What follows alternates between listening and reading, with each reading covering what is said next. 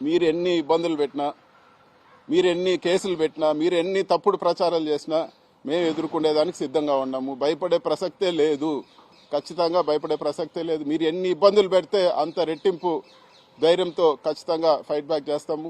రెండో విషయము, ఇవన్నీ కూడా ఈరోజు మీ టైం జరుగుతూ ఉంది. సింపుల్గా ఒకటే చెప్తాను, మీ ఊరు నుంచి మా ఊరికి ఎంత దూరమో మా ఊరు నుంచి మీ ఊరికి అంతే దూరము.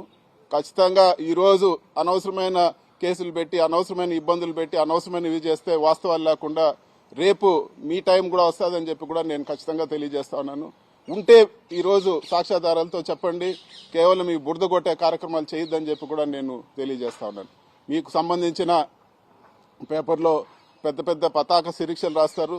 ఆ ల్యాండ్ వాల్యూ అంతా కూడా గవర్నమెంట్ నిర్దేశించిన వాల్యూ 3 కోట్ల లోపల ఉంటే మీరు రాసిన ఆ 2 పేజీల విలువే యాడ్ వేసినా కూడా 3 కోట్లు వచ్చేది. ఇంత దారుణంగా అసలు ల్యాండ్ విలువ కూడా తెలియకుండా ఏదో జరిగిందని చెప్పి మీరు ఈరోజు ఇంత ఘోరమైన ఆర్టికల్స్ రాస్తా ఉన్నారు. ఇది తప్పు.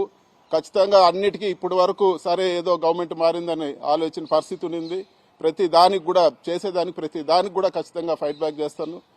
ఈనాడు గ్రూప్ కూడా నేను చెప్తా ఉన్నాను, అనవసరంగా మీరు ఇంత ఘోరమైన దుష్ప్రచారం చేశారు. మీ విషయాలు మీరు రాష్ట్రం అంతా దుష్ప్రచారం చేశారు, కానీ నేను మీ విషయాలన్నీ కూడా నిజాలు పార్లమెంట్లో మాట్లాడతానని చెప్పి కూడా నేను తెలియజేస్తాను. ఖచ్చితంగా ఫైనాన్స్ కమిటీ మెంబర్గా ఉండా ఫైనాన్స్ మినిస్టరు రేపు బడ్జెట్ డిబేట్లో కూడా మీ విషయాలన్నీ కూడా లేవనెత్తాను. ప్రధానమంత్రికి కూడా రిప్రజెంట్ చేస్తాము.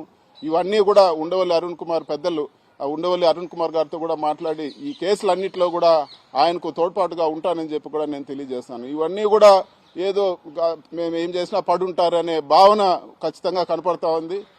లేదు, ఖచ్చితంగా తిరిగి ఫైట్ చేస్తామని చెప్పి కూడా నేను తెలియజేస్తాను.